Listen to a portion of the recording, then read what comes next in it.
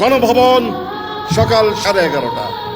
মুখোমুখি বসে আছেন স্বৈরাচার শেখ হাসিনা ও সেনাপ্রধান। বাদানুবাদ হচ্ছে। সেনাপ্রধান বলে দিলেন, মাননীয় প্রধানমন্ত্রী, আপনার আজকে অন্তিম দিন, আপনি পদত্যাগ করে দেশ গণতন্ত্রের হাতে তুলে দিন।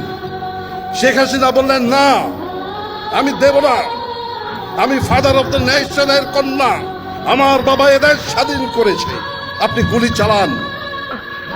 আমরা যখন এখান থেকে মিছিল নিয়ে রাওয়া থেকে বেরিয়ে জাহাঙ্গীর গেটের দিকে অগ্রসর হচ্ছি, তখন আমার কাছে একটা টেলিফোন আসলো চট্টগ্রাম থেকে, আমার এক সহকর্মী।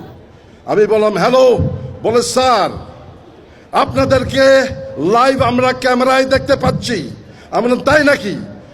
বলে, জি স্যার। তো এখন কি?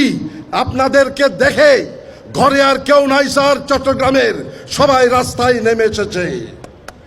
এই ছিল আমাদের অবসরপ্রাপ্ত অফিসারদের শেষ নিদর্শন, যে